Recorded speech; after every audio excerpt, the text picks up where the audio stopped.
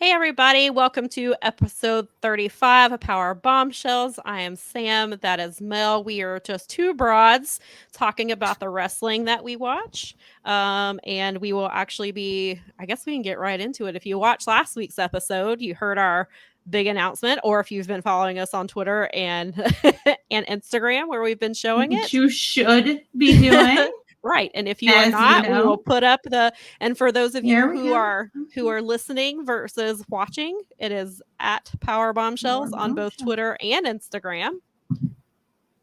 And that's where you will find things. And like your reminder to come join us 1 week from today, we will be having our very first Halloween live stream. Live stream. Ah! So scary.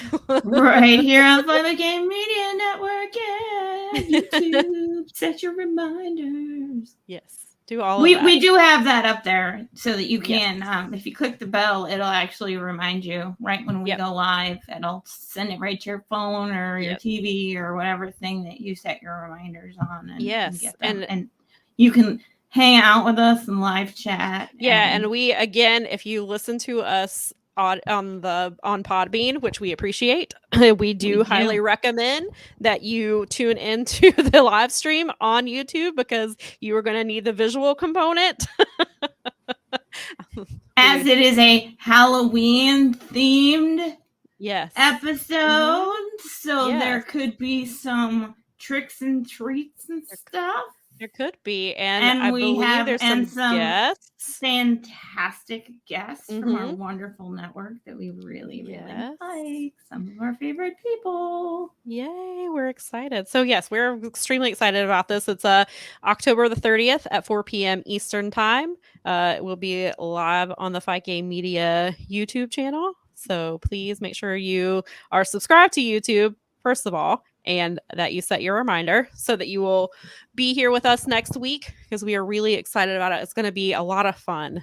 And so we would like you to come join us, come chat with us. Because I saw yesterday James and Brad were talking on Twitter about how they had a ball last time in the comments. And I was y'all are cracking us up because I was like, we were reading it as it was in real time. And so we were reacting in real time. So I was like, we had a good old time just reading the comments. So I was like, I'm really excited for next week and seeing what kind of shenanigans are going to happen in the comments. And It's a lot of fun. I mean, you guys are always really a lot of fun to hang out with. Yes, we appreciate it. And also, I know we mentioned it last week, but the super chats is something that is available on the that you have the ability to utilize on the live streams, and anything that comes into us from that we are going to be using for Podbean to an audio channel to have a permanent RSS for you guys. So we're not having, because right now we can only hold, it can only we have a megabyte limit and a bandwidth limit, and basically it makes it so that we can do about 2 or 3 at a time. So we have to take some stuff down, and so we're hoping that if we're able to move to a paid option, that we can backlog, because we're now at 35 episodes, so we have a lot of content in the archives. And I want to give people more than like a week or two to try, so I try and drop off the oldest episodes first, but I like, it's nice to be able to give people more than a couple of weeks if they can't necessarily, because there's a lot of wrestling content, and I get backed up with my shows. Listen, I've been trying to watch DPW for how long now? I know that we keep talking about this, and I did tell Mel before we came on the air that I did catch up a little bit on DPW. There was one single match. It was Matt Lee, who is now Daddy Magic, versus Jacob or Hammermeyer. And that was a really good match. And so that was from like 9 months ago. And so we've moved up to the 6 months ago shows. So yes, I completely understand that sometimes you get backed up because there is so much wrestling content out there. And so with a paid version of Podbean, we would be able to have those for you, so that if you get a few months behind, or if you're a new listener and want to check out our old stuff, right, that it's available for you to find. And Black Friday is coming up in like a month. So our plan is to see what kind of cool Black Friday deals there are. And then so if we get any money that comes in from the super chat, then that's where it will go to, so that we're being transparent about where the money goes. Right. It does go to us, but we are using it's going to the show to make the show back to the show. Yeah, to make the show more accessible, because like we said, if wrestling is for everyone and we needs to be accessible for everyone, then we want our shows to be accessible for everyone. Exactly. And so that's where that will go. And we have joked that and we're serious about it though. Yeah. If you want us to read mean comments, you have to pay a minimum of $25. $25 minimum, folks. We do have but we do have guidelines. They cannot be racist. They cannot be sexist. They can't be hate speech. Yeah, it can't be punishable by federal or local law. It has to be within reason. Even for $25, there are limits. Yep. And then if you just want to give us $5 and we'll pin your thing to the top, we will, and it'll go towards the Podbean. So. But and of course, don't feel like you have to provide any type of monetary compensation. We just want your presence is yes, enough presence exactly. So please don't feel like you have to. We just wanted to throw that out there. Since there's an option, we've talked about like if we were to get any, that's what we would do with it. So. Yep. Just for us, but again, don't feel obligated. We more than anything, we just want you to come hang out with us next week at 4 p.m. Eastern time and see what shenanigans we have planned. We do. We have some fun stuff planned, so it'll be exciting. Maybe some scary stuff too. I don't know. Sometimes talking about pro wrestling is scary enough as it is. It is pretty scary sometimes. I told you earlier a little bit before that I started Jim Ross's original book, Slobber Knocker, this week, and I looked at the counter and realized that I'm like 3 hours from the end, and I was like, wow, that was fast. Totally really enjoyable stuff. Great, really interesting history. Bill Watts taught him basically from the time he was young, so it's fascinating to hear about Bill Watts from, when he was in the Mid-South Territory and stuff like that. And I know Tales from the Territories are out there, but this is like some pretty deep history and how he started so young. But there is a method to my madness. And James over at the Boom and I are like-minded on two things: our feelings towards Phil, the Pepsi Man, and our feelings towards JR and his role in AEW at the current moment. But before I really go to town on somebody, I feel like I should. I've had them down. I downloaded them forever ago. I bought Under the Black Hat right when it came out. I bought Slobber Knocker with the intention of reading it.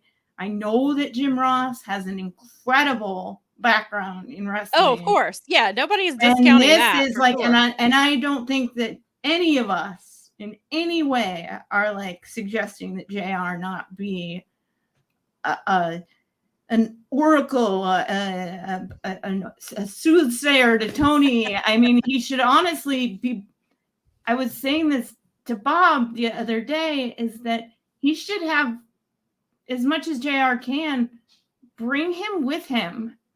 Tony should, just so that JR can get a look at how Tony's doing business and maybe help in a behind the scenes role more than an on camera. Almost as a guy that just goes with Tony around to booking and doing stuff and just seeing how he does it, so that maybe he can offer some experience to Tony, given the fact that one of the greatest promoters of all time, arguably, was the guy that taught this guy how to do it.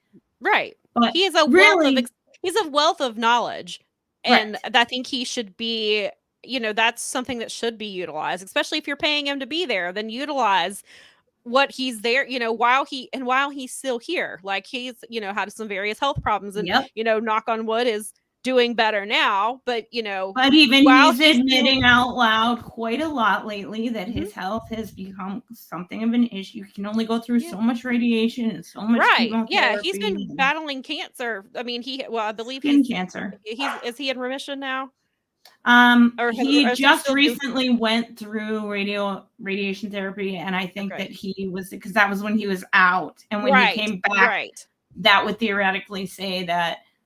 Right. That's what I thought. I didn't want for now, and usually the way right. they do the thing where they do a scan again in however long the cancer. Yeah. Right. Well, and still, and with somebody with that type of treatment, that is something you have to keep an eye on. But still, so that, that just shows you right there, like his health is not, I don't want to say fragile, but it's, no one lives forever. Right. So. And it has to be, and he's not, even if his health is better, that's a lot, even though he's not traveling like, it's not a WWE schedule, he's still traveling. I mean, like last week they had a live show on Tuesday and then they had a live show on Friday in Jacksonville. So they did 2 live shows in 2 separate cities. And that's and JR was on both of those. So that's gotta, eventually that's gotta start weighing on him. And so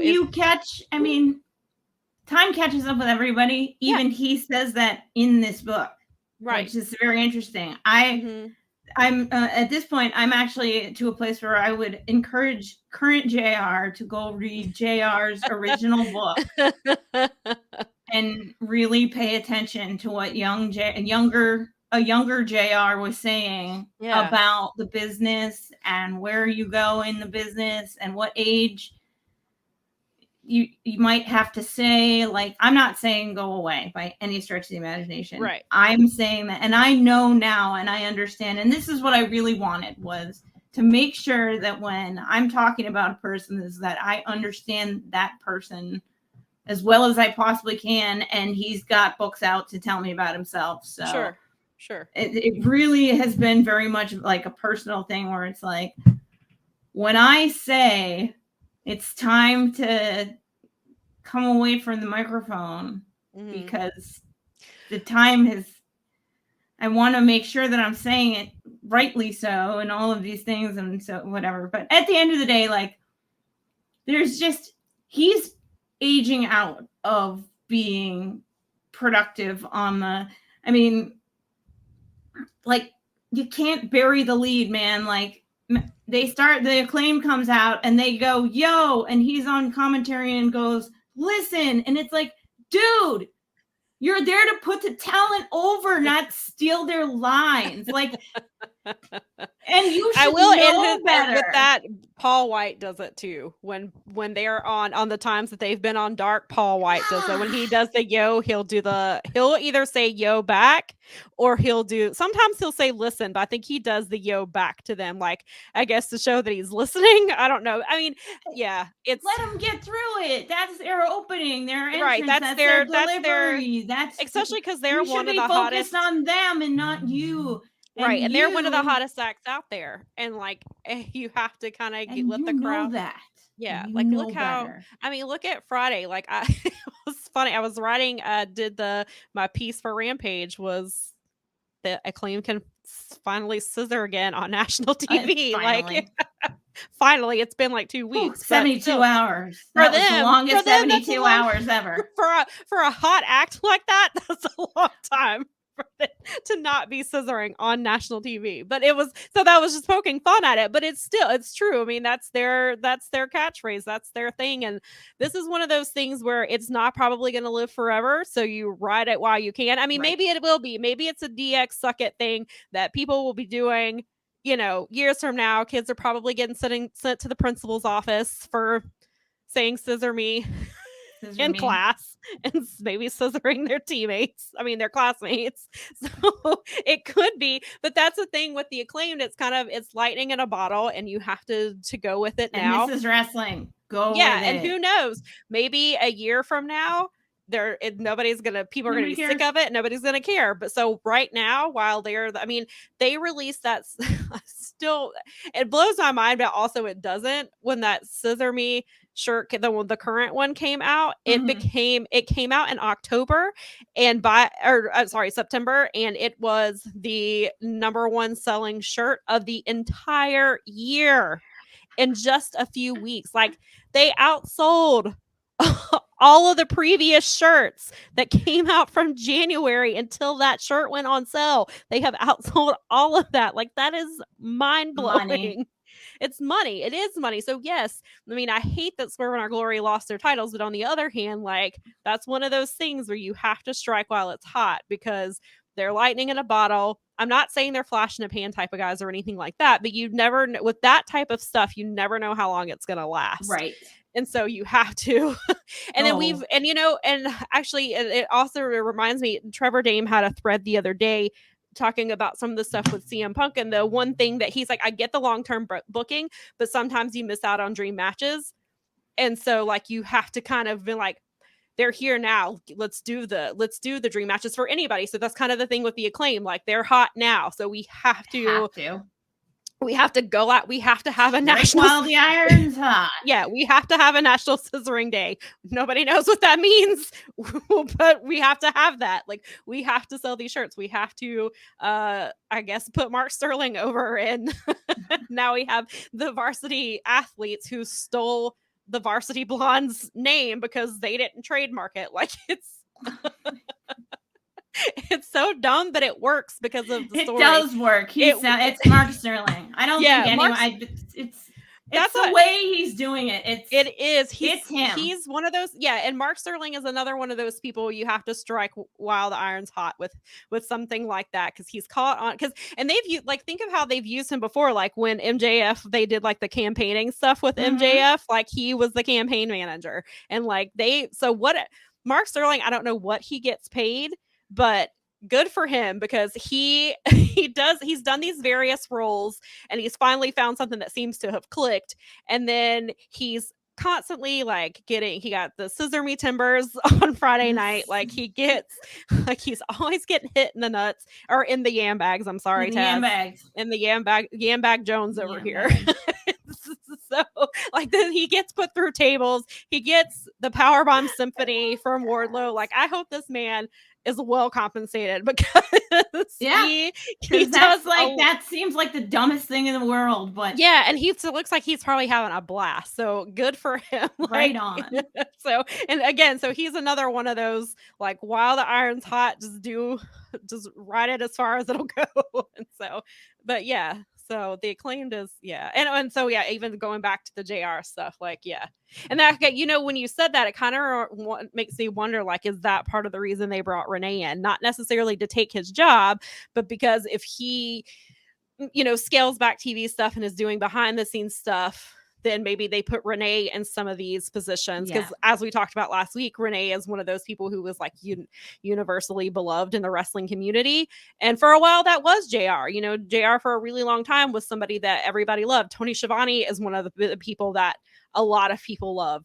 And so I think that they're smart. So it makes me wonder if maybe that's a possibility of what Renee is there for, is because because maybe even JR is like, I can only do this, because they started moving him to the 9 o'clock hour, and there might be something to that. I mean, he might be seeing the writing on the wall as well as the rest of us, and I mean, he's not self-aware. I think that's at least the impression that I get from this book. I mean, we'll be reading the next one as well. Right. Just he was taught by too good of people to be not self-aware of these things, like from the time he was incredibly young. I mean, it's like 17 or 18. Wow. I mean, where he got his first deal with doing stuff with Mid-South, and that's insane. And he's still going on. And a lot of it, I mean, he dropped out of college basically to join the wrestling business. And it was just from doing things like fraternity outreach, like community outreach, the nonprofit portion that they were doing, is that he was so good at some of these things that they booked a wrestling show through their fraternity for a fundraiser. And he met a bunch of these people. And from there, that was the beginning of his wrestling career. Wow. And I mean, he was into wrestling, and he is into broadcasting. And I mean, in terms of I total respect for the guy's broadcasting knowledge and ability and things like that. It's just, again, I think maybe even he knows it, and he's got to be tired from the health problems and from what he's been through, losing his wife. Yeah, and exactly. But I don't want there to ever be a time when JR isn't a part of AEW. I just don't know if in the ringside chair is Right. I don't think that's the appropriate place anymore. And I don't think that it is. And I don't think it's been for a while, though. And I think that it makes me sad saying it now that I'm in this space, this headspace sure, with him. I can imagine. But at the same time, it's like I haven't changed my mind. And actually, he should know. No. Yeah. Like, so if he is not aware of it right now, it seems I encourage him to read his first book. Right. Well, sometimes it's hard taking your own advice. It is. It's incredibly hard to take your own especially in this one, AEW is so successful and he's been a part of it since day one, and he's got to help, there's moments that JR has always been really good at big moments, and he's still good at those big moments. But then it's the other things in between those big moments. And that's when, and then we've talked about it before about how he harps on like Riho's size, or he harps on, especially with the women's wrestling, he harps on a lot of things. He's still like, it took him a lot. Well, he still uses the term Jezebel. William Regal used it as well and said he hoped he didn't get canceled. This was like a few weeks ago, and I don't know how many people heard that he heard the comment. So he's aware, like he should not be saying the things that he like. There's it's almost 2023, like those like backhanded. Yeah. BS. And I know some of it that makes me. I know they're being silly and whatever, but there's sometimes it's like you are just saying you're joking because someone called you out on saying something stupid. Right. You weren't joking.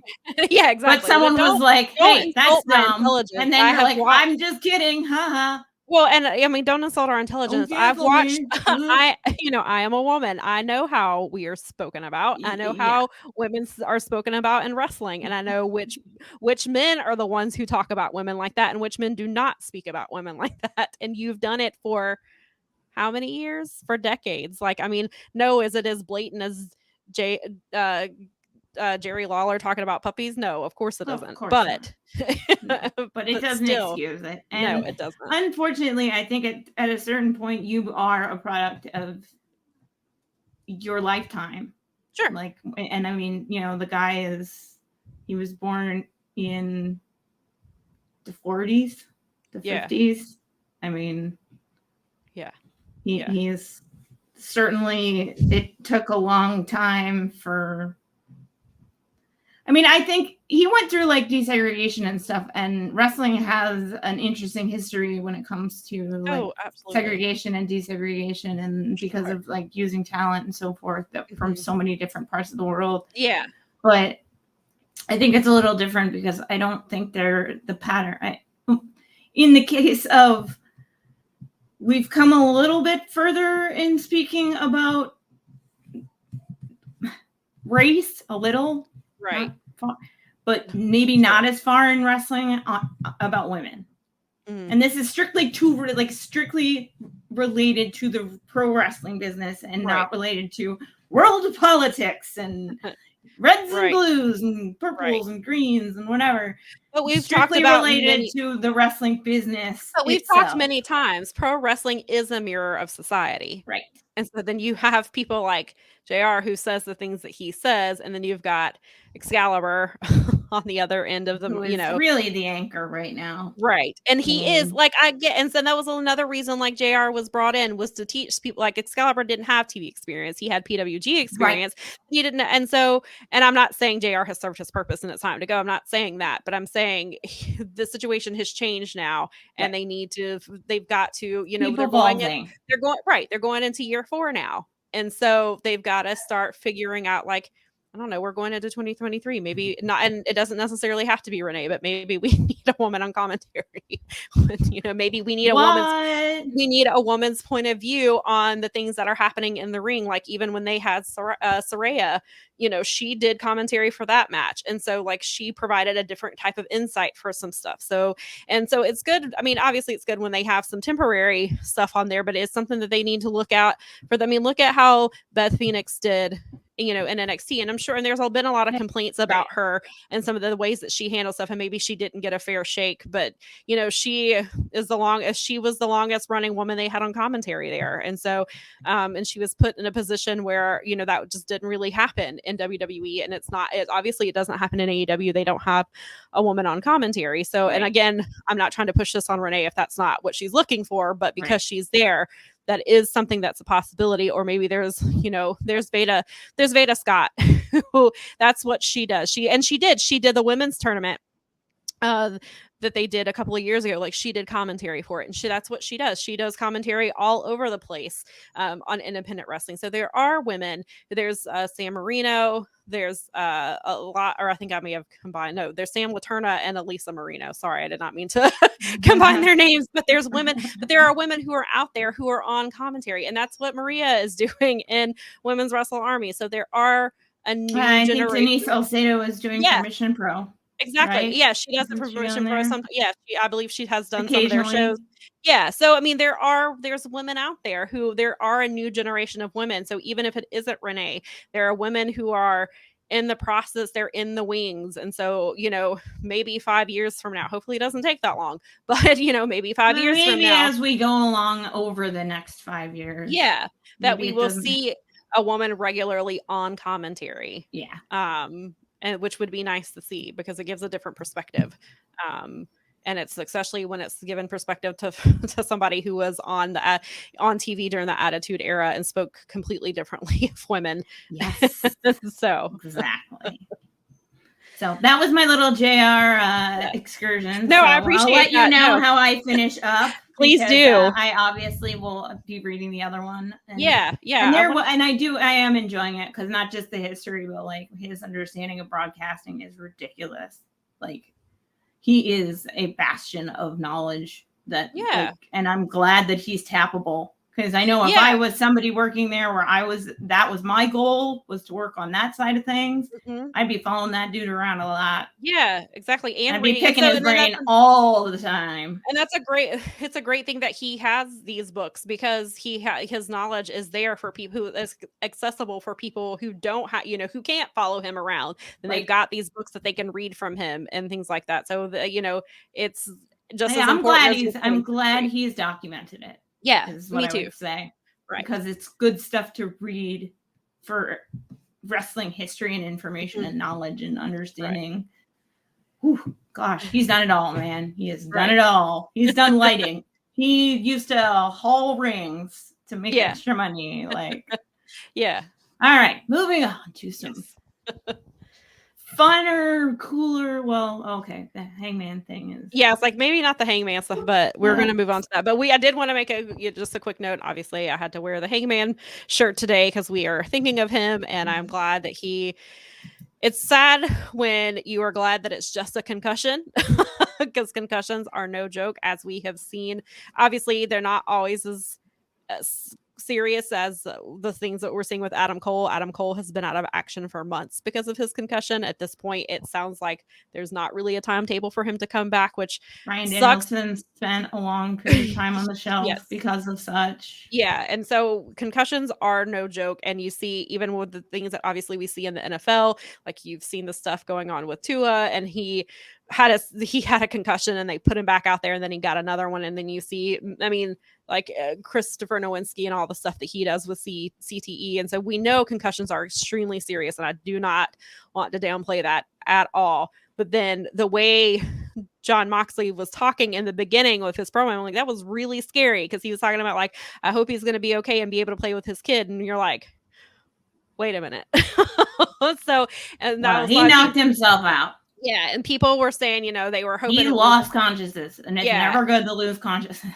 No, that was never good. Because when it happened, I was like, because I saw like Paul Turner go and talk to him, and he kind of moved his arm like over his shoulder, and then he was still talking to him, and I was like, I don't think something's right. And then I saw him, he didn't throw up the X, but I saw him get Doc Samson, and I was like, you need to get in here. And then he went and talked to Moxley, and I was like, okay, something happened. Like, Paul Turner was all the credit in the world, right on top of it. Absolutely. Really good job. Yeah, Paul Turner he didn't care that it was the main event, that it was a title match. Like, he was like, I don't care about any knocked of this. Out, and I don't care.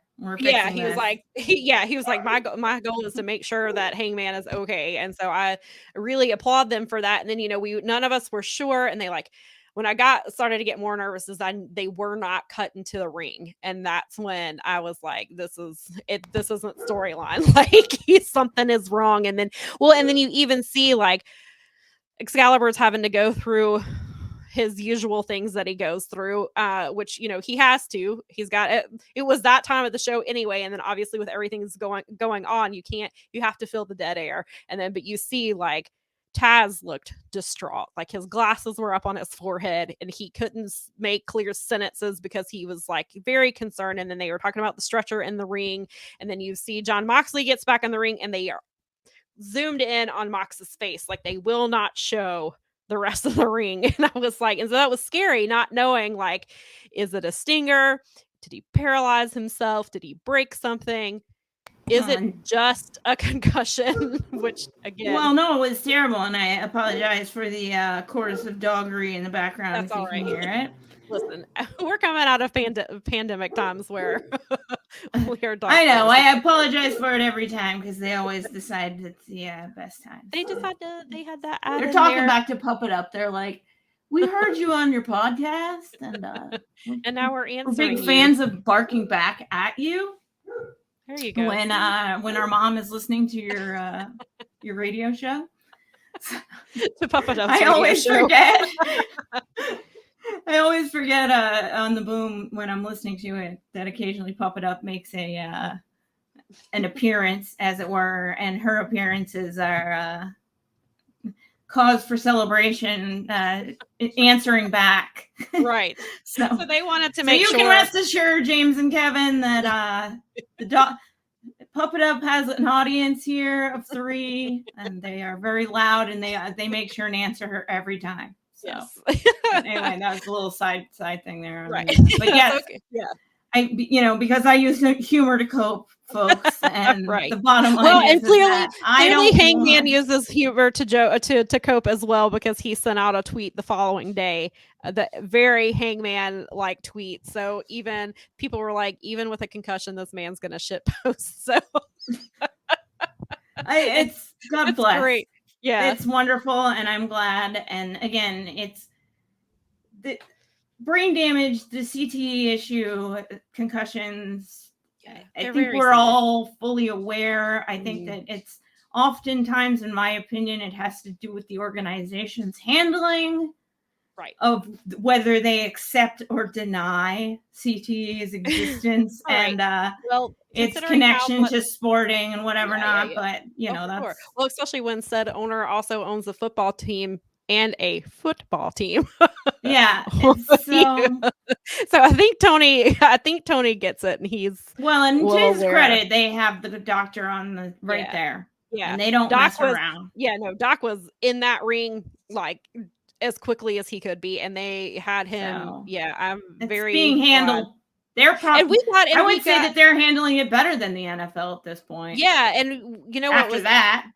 Yeah, right. Yeah, especially after all the stuff with Tua, like 3 weeks ago. Yeah, that's terrible. Ooh. So and on top of that, they had a statement out within 2 hours. Like, he's gone to a hospital. Like, they got it out as quickly as they possibly could, getting him to the hospital and things like that. And so that was nice to see. And I really, we don't know right now. We haven't heard an estimate of when. I don't know what AEW's concussion protocol is. I'm sure they're working with his doctors as well. And so I don't think we have a timeline yet of when he'll be back. I don't know that he'll be back before Full Gear. If he's not, I'm completely fine with that. It's the same thing with Adam Cole. I hate that Adam Cole hasn't been on TV. He has been on TV, but they haven't. He hasn't done anything in months, and I hate that for him. But on the other hand, I'm glad that they are taking it serious, and that they, are taking his health and his livelihood seriously. And so and of course with Hangman, especially, he's been such an integral part of the first 3 years of AEW. He's a former champion, and I'm glad that they're taking good care of him, it seems like. And so, however long he's out, that I'd keep him out as long as he needs to be. Do not rush him back. Yep. And we've seen and clearly, I mean, obviously they will. Because... Yeah, and I was going to say, we've seen plenty of people who have had to step up with injuries before. Unfortunately, Hangman is now another one who is in this position now, and they'll, we don't know what. And that was another thing interesting, because we even talked about it on last week's show. Like, if assuming Hangman lost, which is what we assumed was going to happen, is that he was going to lose and it was going to set up MJF and Moxley for Full Gear. Like, where does Hangman go from here? Like, he didn't seem to have a clear path to whatever the next step was for him. So maybe the timing, as awful as it is, maybe the timing is good, because he didn't actually lose that match. Right. He didn't. Well, which is why Jon Moxley cut the promo that he did. Daily's Place. He cut the promo for Penta and said that, he was like, I lost my count out, and because the match ended, and he was like, and I don't like losing that way. And so I'm going on to the next. And it was really funny, because I don't know if you saw the promo, or for those of you who are listening / watching, Moxley, basically he called out Penta, and Penta comes and he's speaking Spanish to him, and he replies in Spanish. And then obviously it was for the fans' benefit, but Alex was like, Penta says, and so he says everything that Penta says, and Jon Moxley looks at him and said, you don't think I speak Spanish? and then he just walks off. And it was so great.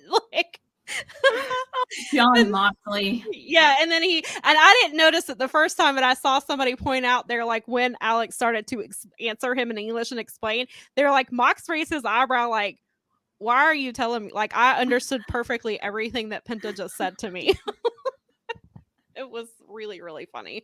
So I thought so that match is going to be awesome. And again, if it's anything like the match that Penta had at Triple Mania, and that's what some people were saying, they were like, maybe it took seeing Penta and Phoenix in those matches to remind Tony that they can be singles stars, and they need to be pushed. Even as part of the trios champions, they could still be pushed as singles wrestlers, and because they're both, because as great as they are as tag teams and as trios champions, they are phenomenal singles wrestlers as well. They have, so I'm really excited for that match, especially because we've talked about Jon Moxley and the levels he has, and his AEW levels are a bit different, but that still doesn't mean he's not going to go hard on Penta. And especially after what Penta just did 2 weeks ago at Triple Mania, he's gonna, I think he probably wants that Penta on Wednesday. I'm sure. I got to imagine that's only Penta. He probably saw that and was like, okay, let's do that. Let's set that guy. Let's have that type of match. I want that match. I don't know that Tony will let it get as bloody as that one was, because Penta was. They've been trying to back down, it seems like, a bit on that. Penta was bloody within, like, it was like a Jon Moxley match. Penta was bloody in like 2 minutes. He was covered in blood. Blood's like dripping down his face the entire time. I think I think Big Dave gave it 4 1/4 though. So yeah, it was interesting after hearing you talk about it, where I was kind of just like perusing through those match portions of it, and I was like, oh wow, okay, well, that's what Sam said. So yeah, Penta was. Yeah, I don't usually do star ratings because I don't. But I will tell you that any Kenny Omega Okada match is 7 stars, whether it's in the Tokyo Dome or not. I will tell you that those are 7-star matches, but generally I don't. But that's why I still, like I told, like I put, even though Penta I did not put him on my match of the year's contender list. That match was still excellent. It was so good. And it reminds me, like, of course, like, I love the Lucha Brothers. They're one of my favorite tag teams. I love them. I love them with Death Triangle, but gosh, they're so much fun when they're by themselves. They're just really excellent talent. Yeah, they are.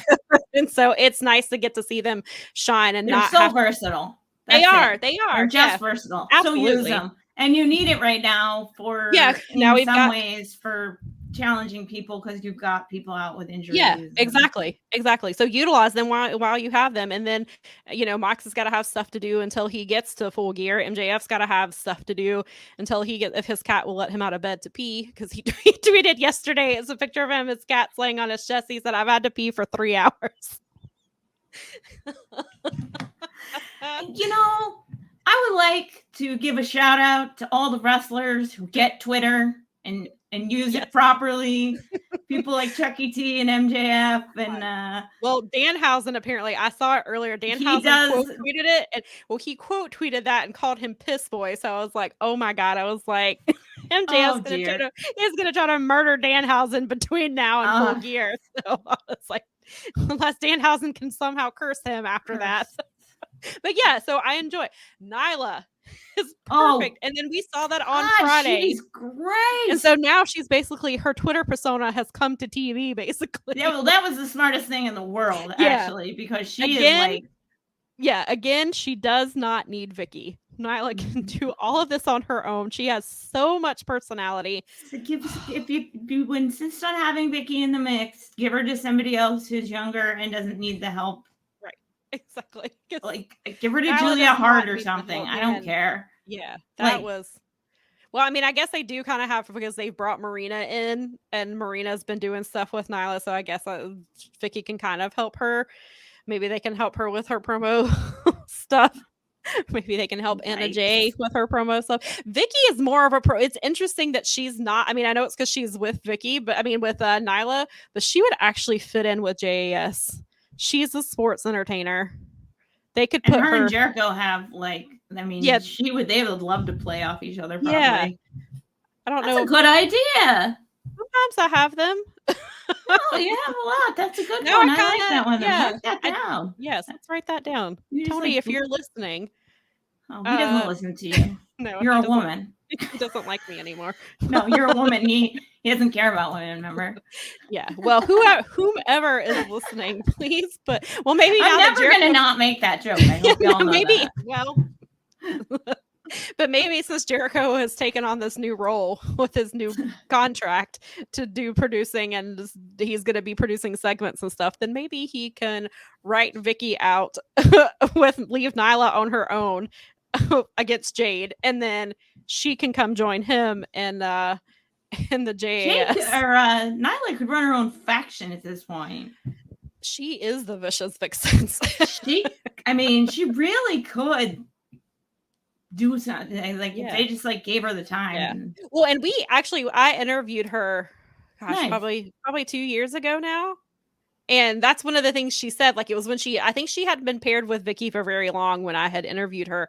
And that's one of the things that she was like, she was talking about wanting a faction and like wanting to add to, especially because like when she wrestled in Japan and stuff, I think that there were some women factions and stuff like that. And she wanted to bring in similarly. Yeah. And she was wanting to bring in some of the Japanese women that she wrestled against and with. Like, she was like, if I could do this, like, this is, I would like to bring in some of these women. So, Nyla has definitely, at least at some point, has thought about it, so it would be interesting to see. That would be a cool thing, especially because I don't think she did DDT. I think she did. I cannot think of the name of the promotion off the top of my head.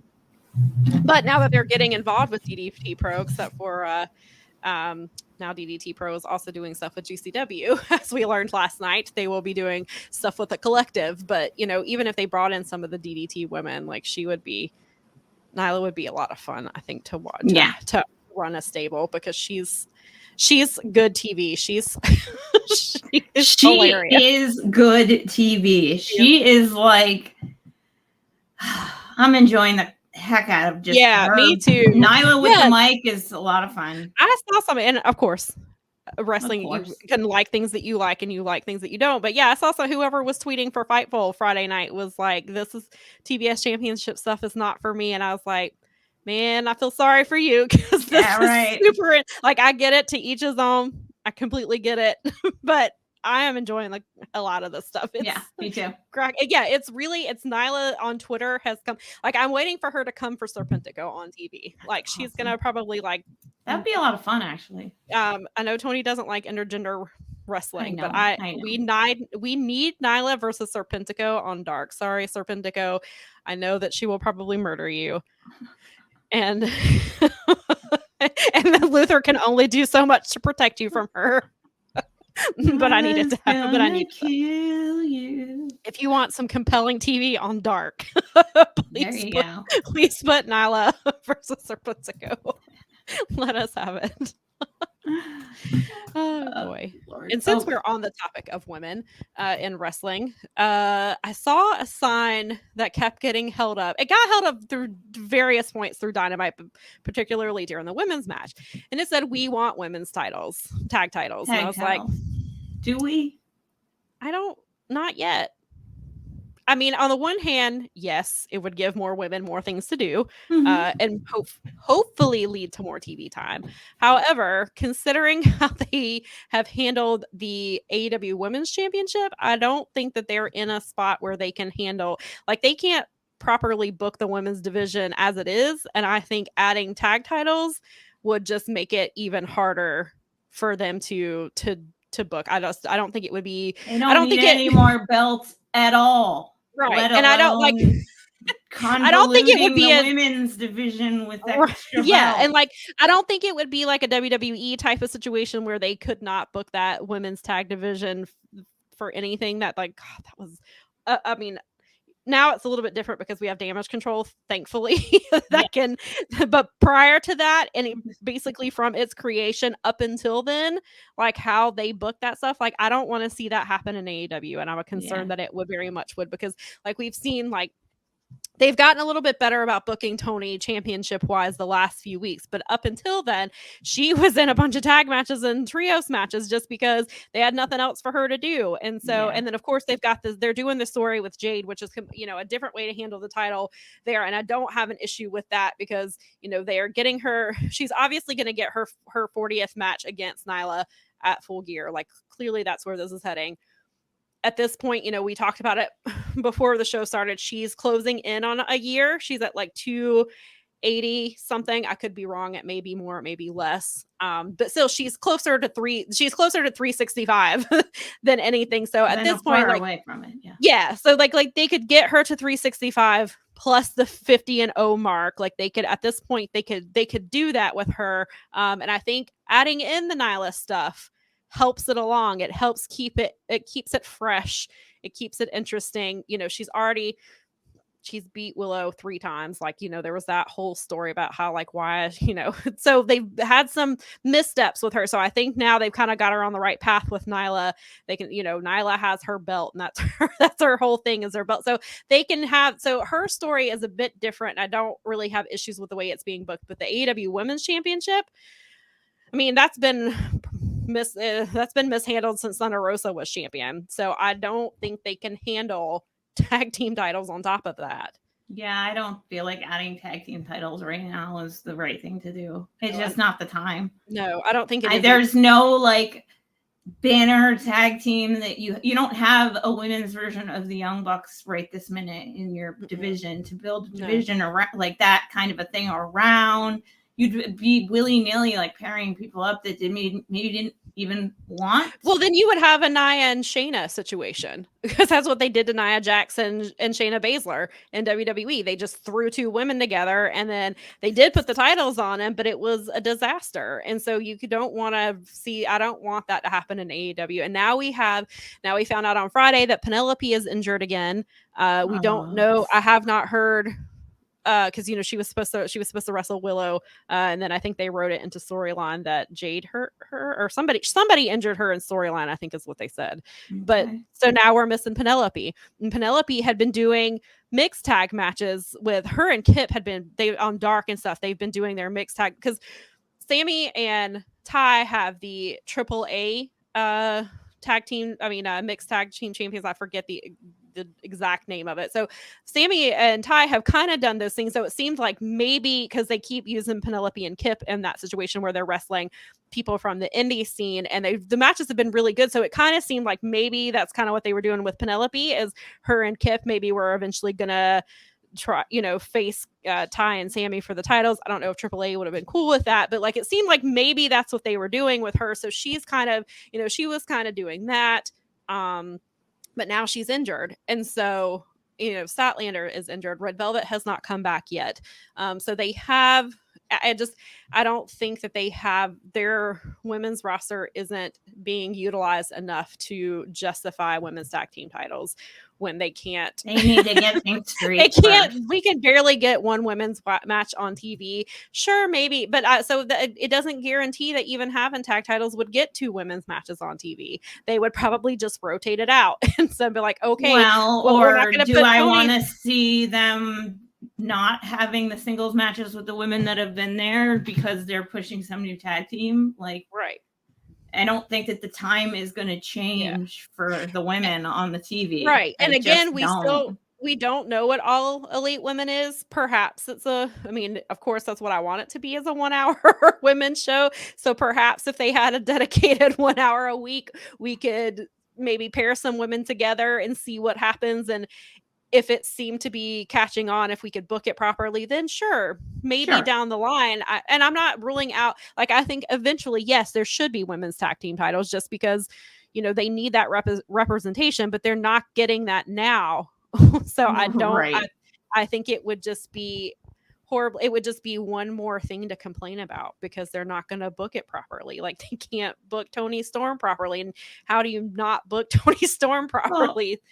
So, they have been. What are you going to do? You're going to hand them out to somebody, and then those people don't see TV for 3 weeks or something. Right. Yeah. More than likely. Because there's just not enough time. They don't have enough TV as it is. Right. And so I don't think now is the time for women's tag titles. Just until they get their shit together. And then, and even still, even when they have ROH on, which it seems to be closer and closer that something is coming to fruition with ROH is streaming. Like, they're going to have to establish the Women of Honor. Like, they're going to have to reestablish that side of things. So I don't even think there's women there that they could do tag team titles with.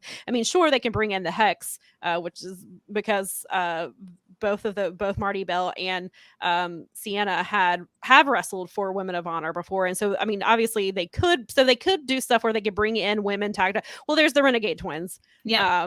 So, like, there are teams there, and they could potentially, so there is potential there, but until they get their own contracted women settled and squared away, I don't think that you don't want to divert their attention even further away from what they're supposed to be doing. Completely agree with that. So, I'm not there. Like, I'm not ready for. Yeah, I saw that sign, and as soon as I saw it, I said no. No. I say that a lot too, because I have the hubs, and I have this discussion quite often, and I'm sure come down on the side because I think in the evolution of it, but let it evolve. There's a lot of women's tag teams that are coming up in the indies right now. So when the time comes, sure. Yeah. But that is not right now. Yeah, because they're nowhere being, and of course they wouldn't be, but like or at least not at this point. But look how stacked the men's tag team division is, and they don't even have enough. They struggle there too. Yeah, they don't have room to put all them on TV. So what are they going to do with the women when they have a lot less women? Who, like you said, they're not tag teams. You're just going to be throwing, and sometimes it works. Sometimes it works really well. Yeah, and you end up with great tag teams when you do that, but it's rare. And then it falls into the same trope that WWE loves. Can they coexist? So, can they coexist? Sorry about that. All right. But yeah. But Willow got a graphic. Yes. Finally. I saw it this morning. I was glad I saw it in our notes. I went in here and Sam had already put it in there. And about Willow h, because I was. That's all. Yeah, I was watching live, and I actually was about to fuss because they had the women's match was good. They ended up, because Penelope was hurt, it ended up being Willow versus Layla Gray. Who was one of the baddies, and it was a really solid match. And I didn't realize, I think I knew, because Layla, before she was in the baddies, she was on Dark fairly often. Like, they, especially during the pandemic stuff, they brought her in pretty often. I don't think I realized that she's only been wrestling for 2 years. Ooh, wow. I was like, and she's already like in a huge faction on TV. Like, so I was really impressed. And she's awesome. I like her. I think she's good. And so her and Willow had a good match. And, but they had Jade come out, and I was like, no, please don't. And then they had Tony come to the ring and tell her that and they had the graphic come up on TV, and Daly's Place lost it, and they gave her a couple minutes, and then Jade was out there because she's still mad about not letting the belt. So I kind of wish they'd given Willow a little bit more time, but I was so happy for her because I really thought, I was like, they're just going to send her to Ring of Honor and they're not going to make her all elite and she's not going to get a graphic. Just when ROH is on TV, she's just going to move to ROH and we're not going to see her. And so, thank God that they didn't go that route. Yeah. I was like, I mean, monumental. On the one hand, like for Women of Honor, if they're trying to like, she would be a great anchor. Well, sure. Like, so I was like, on that, like, I can sort of see it, but she has so much star quality about her, and I'm glad that she's got and it was really nice. I saw so many people in my timeline were so excited for her, and not just like fans, but other wrestlers were just like talking about how they were crying because she got a graphic. Like, they were so happy for her and they knew how good she is and how hard she's worked. And so a lot of her own peers and colleagues seemed just as excited as the fans are. So it was really cool to see, and I'm very glad that she got that moment. I'm glad they did it on live TV so that she got the reaction from Daly's Place, and she got the reaction immediately. It was funny because she quote tweeted the graphic and said she was going to show her parents and they were going to be so excited. And then she responded and said that she missed the chance to use the hashtag All Elite Willow. So I thought that was great. And I was like, see, how can you not love her? She's so good. And I know we've talked about it before. She's like sunshine in a bottle. She's awesome. She's great. I really enjoy her. I'm really happy for her. I'm really happy for us. Yes, right. We get to watch her on the TV. Exactly. And she's one of those, she's definitely somebody that could be the face of your division. Yeah. She's just phenomenal. And people, you can't help but love her. Like, she just, she draws fans of all ages, and she, gets, and people really seem to love working with her, and she has great matches, and she gets better and better every time she goes out, and she's a huge, huge get for them. And I'm so glad that they finally, because she's worked her butt off a lot this last year. And so I'm very happy for her. And that just, the women's division just got that much better. And so I hope that they utilize her well.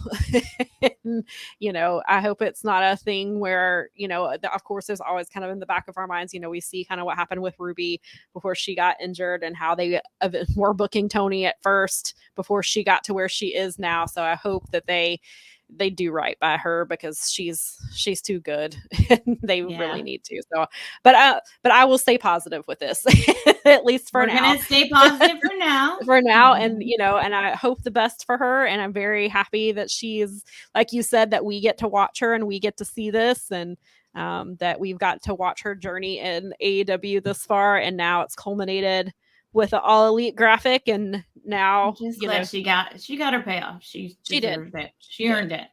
She earned it. Absolutely. Yeah. So that was exciting. And so I guess we'll stick with the women's wrestling. We did a lot of women's wrestling. There is a lot of women's wrestling. And I gotta tell you, I was reading about this, and this is great, but I'm a little disappointed that this didn't exist in the first place. Right. Yeah. And I was like, wait, women have been wrestling for a pretty long time. There's no Hall of Fame for women's wrestling. And no, apparently not. And this one is going to be like combat sports. Yeah. So Olympic. And I'm like, wait a minute. Women have been wrestling in the Olympics for a pretty long time now. I mean, that one has been. Yeah. So if you missed the news, there is going to be a Women's Wrestling Hall of Fame that is coming. A gentleman named Christopher Anino, I believe is how you pronounce the last name. He's a documentarian, and he is helping put together a women's wrestling Hall of Fame. And as Mel alluded to, it won't just be professional wrestling. It's going to include Olympians. It's going to include women who wrestle for the NCAA. So college type wrestling, or amateur wrestling, I guess I should say, will be recognized as well. He's also going to recognize some people who are involved in wrestling who are not actually wrestlers, but contribute to women's wrestling. Yeah, and they so with this, I'm trying to think. I should know. I just wrote this article the other day, but they are doing it in conjunction with. Let me make sure I get their name correctly. Partnering with the International Pro Wrestling Hall of Fame in Albany, New York.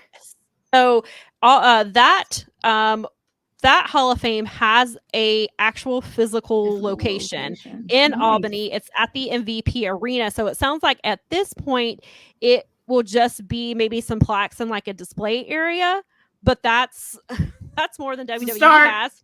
WWE doesn't even have. They don't have a physical wrestling Hall of Fame for the WWE. They're just in there basically by name, and it's there's no physical representation. There's not. That seems weird for a company like that. It's not like the Rock and Roll Hall of Fame where you can just go look at all the cool stuff of everybody who's in there. So that's a huge step. So even though it's small at this stage, Christopher did say in that interview that he was like, we are in the early stages there.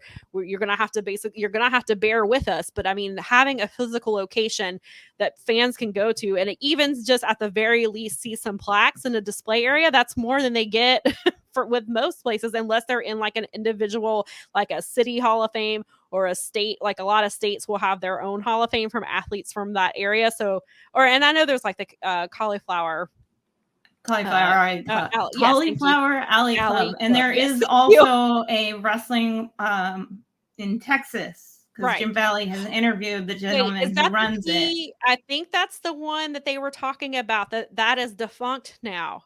And one of the women involved that they are honoring, she helped, the memorabilia I guess was just there, and so she helped procure because they mentioned it in the article. I don't know like more details than basically what was in here, but she helped procure like all that memorabilia and like cataloged it so that it didn't get lost, basically. I bet you the pandemic probably shut him down. That might be the same. And they had a lot of stuff down there, right? So Jim Valley interviewed him a couple years ago, and I was like, I'd go to that. Yeah, and so I'm thinking this must be the same one. I hope so. That's good. I hope so.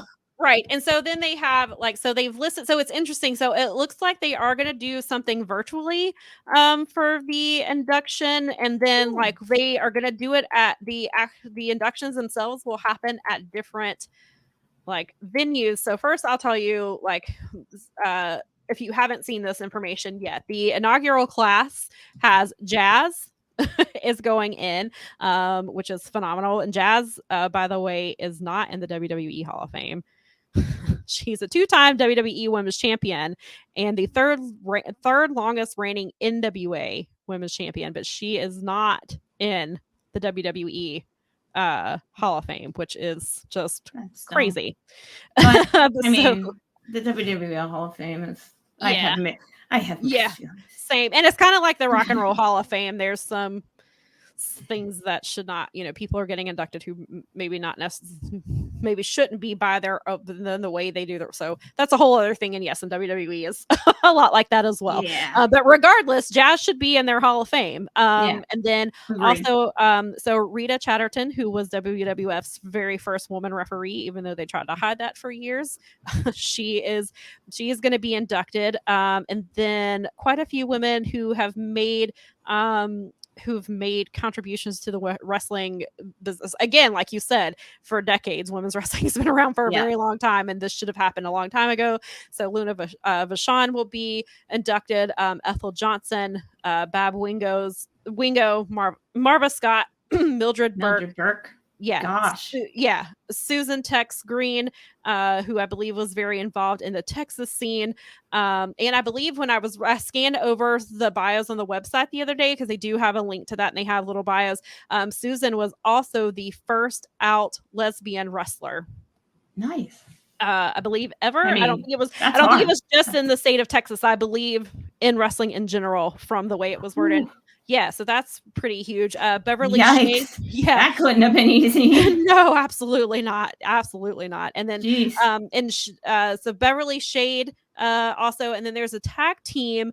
They're Donna Cristianello, I hope I'm saying her last name properly, and Tony Rose, who I scanned their bio as well, and it seems like they were a pretty big tag team. I want to say in the 70s, but I may not have that right, and I apologize if that is incorrect. But they are also, so outside of pro wrestling, the 2004 gold medalist, Irina Merlani. Again, excuse me if I'm butchering her name. She will be inducted. They're also going to do something to honor Gorgeous Ladies of Wrestling, which is also known as GLOW. So they're, that's a pretty stacked inaugural class. That's really huge. So they did say that Jazz will be inducted in person. There's going to be a where is it? The Icons of Wrestling at the ECW Arena. Yes, thank you. So yeah, I knew for sure the ECW Arena, which is huge, especially because she was. Yeah, so that's a really big deal, and that's the perfect place for her. And so that's the only one that they've said so far. They haven't said when the other women will be inducted and where that will happen. So again, they are in the very early stages of everything, it seems like. But this is a great That's huge. Start. Yeah, but it's nice and it's huge. There's usually what you end up with is something in the vein of like I've been to Cooperstown for baseball. They have a section where the whole ladies, the stuff that was covered in the League of Their Own and so forth. Yeah, there's a section in there at least. Yeah. Right. So it seems like this is potentially what that's going to be like as it continues to grow. Then hopefully while they're in this building, then, they'll have more than just the plaques in the display. Hopefully it'll turn into a much larger section as they continue to grow, or maybe they move into their own building at some point. But, this is it's a start. And, I'm just shocked that this wasn't, maybe I shouldn't be, but it seems like something that would have been a thing. At least something like on paper. Yeah. Right. You know what I mean? Like at least the Observer Hall of Fame does not have a freestanding building that we can all wander through. Yeah, right. Right. You would think that like there would have been something, and it's like and like even with WWE, like they have memorabilia, but they set it up like during access for WrestleMania. So you have to be going to WrestleMania, and you have to be paying extra money. Just to see this stuff. And so it's not like it's not even like a touring thing. It's not like every time they have a pay-per-view, they have this stuff or anything like that. I mean, of course, it's a lot of things, but they have so much memorabilia. Like at this point, like it doesn't make sense that they don't have a freestanding building for their Hall of Fame. Like, so if AEW at least something that's just a big WWE Hall of WWE. Right. Yeah, that seems right up Vince's. That's a moneymaker right there. Like, can you imagine, especially for people, because then you I do get having it at access. Plus, you get a I'm sure they have a .org portion of their company anyway, but and then and think about how many fans fly in from other countries just to attend WrestleMania. Right. Like if they come sure. Yes. So I get access, you have that option, but think of how many fans just come, if they're coming to vacation in America like that. For wrestling fans, they would probably put that on their, like how many baseball fans put on their bucket list Cooperstown or the National Football Hall of Fame or, the Rock and Roll Hall of Fame. So like, it seems like a no-brainer that WWE would have an actual freestanding building that people from all over the world could travel to. That's because they have money. So much stuff from so many, and Charlotte has the NASCAR Hall of Fame. Yeah, right. Well, there is even a soccer.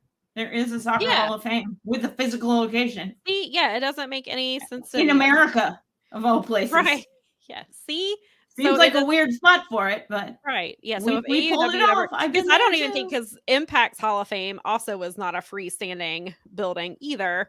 But so I hope if AEW decides, I wish they treat it like Japan, because they have the big lake and like they have Totokan, but they also have like a big, like in one of the malls there is the like the giant Baba and all of the exhibits that Dave and Jim walked through before the world shut down. Excuse me. Yeah, exactly. So it seems like a no-brainer. So I don't know. I'm excited. This is great. Yeah, I hope this is successful, and I would love to visit it someday. A lot of positive things happening in yes, the women wrestling world. We do, yeah. So that is exciting. And that was an article Sam wrote for SE Scoops, guys. So she tweets her I believe stuff. that I was gonna say I believe I retweeted it from that. I got it.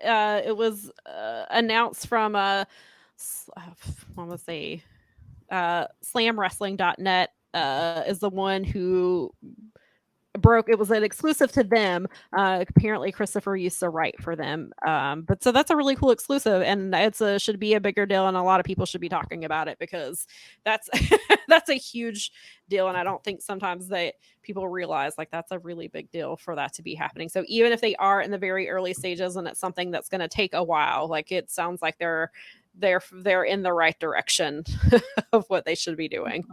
I mean, that's awesome. That's a huge it should be there already. So, but hey, agreed. Hey, it's wait, 2023. One brick at a time. All right, we'll take it. Right. So, that's how you build things. Yes, exactly. And a good foundation. Yes. All right. So what are we? Let's see. Do we have anything else here that we really need to cover? Yeah, I was like, do we want to just end it on a positive note with? Yeah, I think so. Because I mean, everybody else has talked to death about the other things, the muffin creature and his lackey. Yeah. Let's just end. I think this was good. I like ending it. We have Willow. It has a graphic. Right. We're getting Women's Wrestling Hall of Fame physical location. Yeah, that's with Jazz in it. Finally getting her flower. Like, and that's what she said. She was like, I want to be in the Wrestling Observer Hall of Fame. So that makes me want to check now. I would hope so. And she even said like a couple years ago, because I went to double check because I was like, I'm almost positive she's actually I thought I was like, she's in the Hall of Fame, right? And then I looked and I was like, nope, she sure isn't. And she said like a year or so ago, she was like, I want my flowers while I'm still here. Amen. And you know what? Absolutely nothing wrong with that. Right. And while speaking of another thing that I wrote this week that I did post to Powerbombshells, and I should have put it on the sheet. I wrote an article about why Chyna should be in the WWE Hall of Fame by herself, not with DX, but on her own merit. Yeah, I didn't. And that is another thing. She is somebody who wanted to be in the Hall of Fame and obviously, nobody expected. Well, her death was not expected. It was untimely and untimely. Right. And she wanted to be inducted into the Hall of Fame, and they did not do that for her. So while Jazz is still here, please put her in. Like, don't wait until she's gone to give that to her and to a lot of other women. But so Chyna, it's not fair that so many women have to be posthumously honored. Right, exactly. Especially when other people are getting. And they tend to only induct one woman a year. Like they don't. And what a revolution! You have a celebrity wing that they're getting nominated, they're getting put in. Of course, Cyndi Lauper should be there. Like, especially of course, there's no argument. Obviously, she to WrestleMania. Like, she's the reason WrestleMania exists. So, like that, obviously. But and there are some celebrities who do. I get it. But when you're putting in Pete Rose over Chyna, you're putting in, and that was the whole thing. Is like the argument for Carlos Colon over anybody, right? And so that was part of my argument, was because they tried to say that's why I don't take their. But see, to me, that's why I don't take their Hall of Fame seriously. Right. Personally. Well, and then their thing was like a few years ago when Chyna was still alive when this happened. They asked Stone Cold asked Triple H on his podcast, like, will Chyna be in there? And he's like, well, the thing is, if kids Google her, you mean your kids? They find out about your previous relationship with her. But I was like, they'll find out that she did adult films. Okay, well, you have an award named after an actual racist. I mean, you have the Warrior Award, and Jim Hellwig said some really racist and homophobic things that his wife went and tried to scrub off the internet. And he's went to college campuses and said really racist, homophobic things. And then you have Ric Flair. We all have heard about what happened on the plane ride from hell. You have Jerry Lawler. And if you go look up some stuff that he did, and believe it was 1993, just when you have the king was the king, man. He was something. Yeah. There's some very fascinating stories in Jim Ross's book. I can imagine. Good so Lord. Then you have these very problematic people who are in the Hall of Fame, but you're telling me that China can't be in it because she made a few adult. Because someone might Google her. Yeah. Well, what happens when they Google Ric Flair plane ride from hell, and they see the interview with Heidi and hear in her own words what happened to her? So that argument it's hypocritical. The argument does not hold up. And so China should have already been there. There's no reason to keep delaying her. And somebody tried to say the other day, they were like, well, she shouldn't be in it because she didn't like wrestling other women. I mean, it's unfortunate that and they were like, and she was like, and she didn't want to put Lita over on her way out. Well, that is unfortunate. And I would agree that she should have put Lita over. There were some things that she should have changed, but that doesn't take away what she did in the ring. It doesn't take away all these first time things that she did. How many other people have walked away without putting people over, though? Right.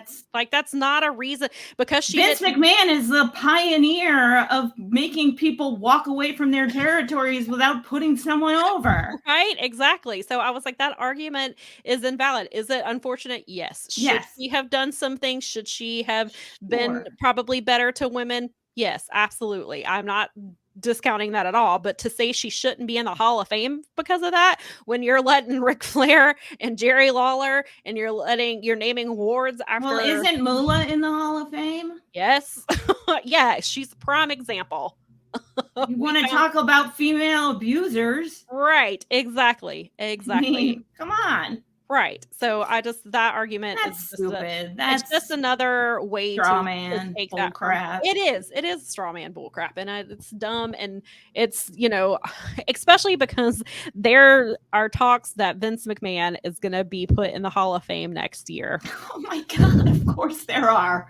There have been rumors for the last few months that that's what they're planning. That's the big rumor. I don't know how true it is and how accurate it is, but you're going to put Vince McMahon. But you're not going to put China in? I pulled my hairs out. I was so mad about that. I do want to end this on a positive note with the women. Oh my but God. since we are talking about women who should be in the Hall of Fame, Jazz absolutely should be, but so should China. And that's WWE.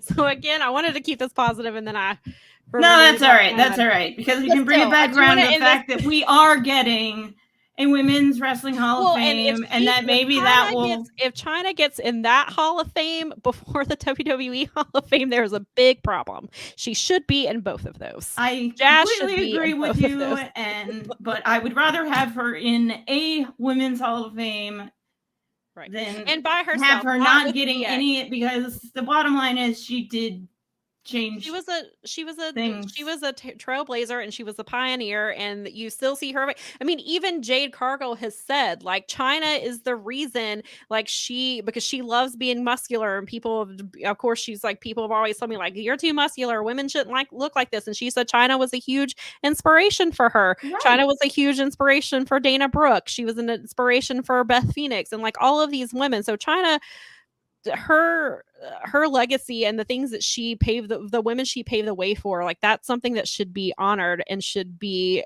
celebrated, and there's no good reason not to put her in there. You're just being dumb. Completely agree. And so before we end it, we'll remind you one more time. Yeah. Next week's episode, barring any crazy wrestling thing happening this week, will hopefully just all be Halloween related. If there are things that we have to discuss, we'll discuss them quickly, and then we'll move on to the fun stuff, because we will be live, and we love chatting with you guys live. We've already had a few people say that they will be there, and so I'm very excited, and we appreciate you letting us know ahead of time, and we hope that You will bring your friends. Bring your friends. Bring your family. Bring your friends. Tell them to come watch.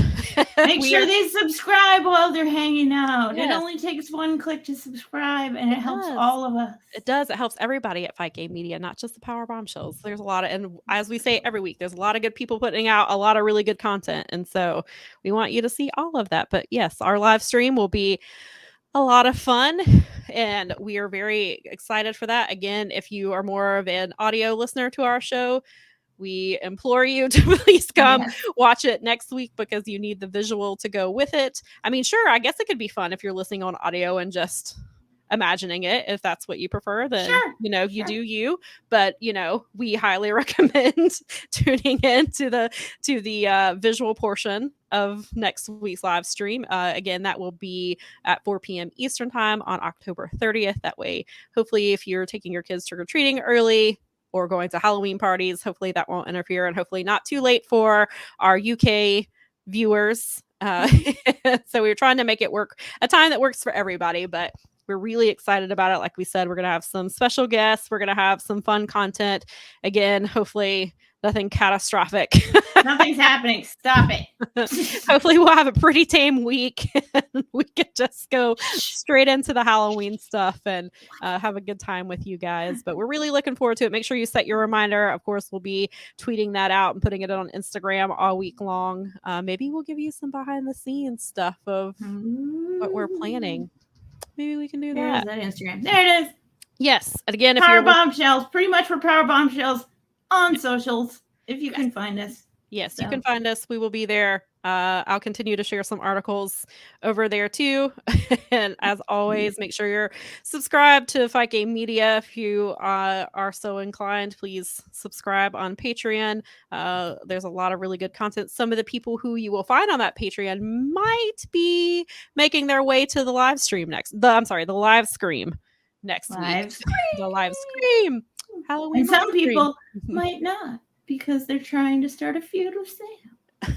No, I'm just kidding. Well, that's on them. It is.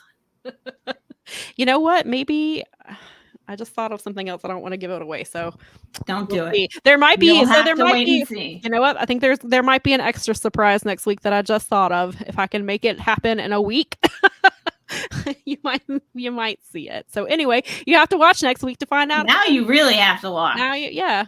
And that was not a ploy. That was actually something that literally just dawned on me. Nice. See? Just like my good idea about Vicky Guerrero being in JAS, I now have an idea about something next week. We'll see if it comes to fruition. See, you should be paying attention to this, people. You have to tune into the live stream next week.